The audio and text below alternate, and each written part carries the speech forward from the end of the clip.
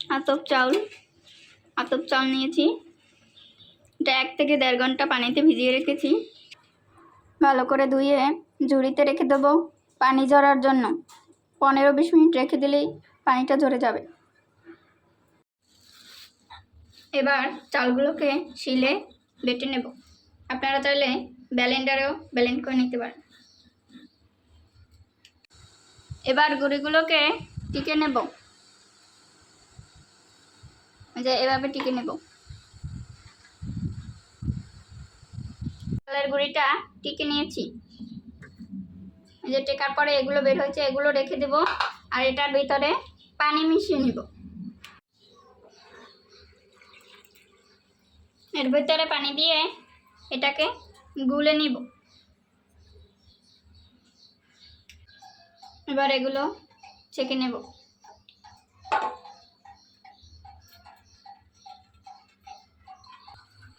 ছেঁকার পরে এগুলো বের হয়েছে, এর ভিতরে এটা ঢেলে দিব।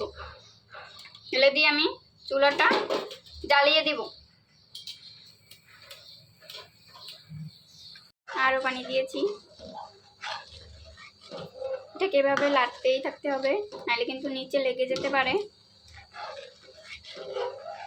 ওকে বিচি ছাড়িয়ে নিয়ে কুচি কুচি করে নেব। এবার ধনে পাতাগুলোকে কুচি কুচি করে নেব।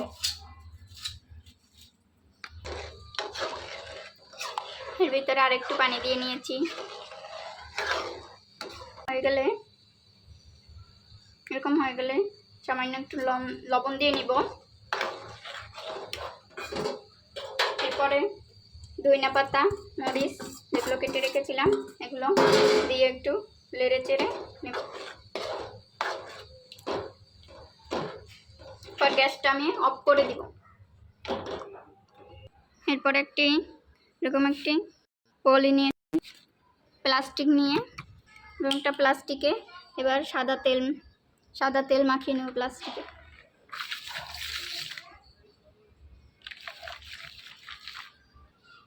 এরপরে আমি এগুলো একটা একটা করে গোল করে নেব কাপড়ের মতো করে।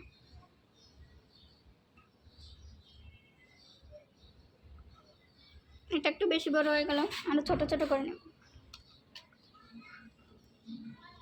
ছোট ছোট করে গোল গোল করে দিয়ে দেব।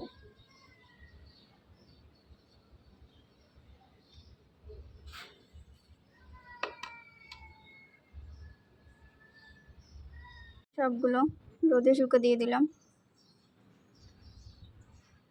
সিডসগুলো শুকিয়ে গেছে, একদিন রোদে দিয়েছি তাতেই শুকিয়ে গেছে। এবার একটা কড়াই নেব, কড়াইতে সয়াবিন তেল দিয়ে সিডসগুলো ভেজে নেব।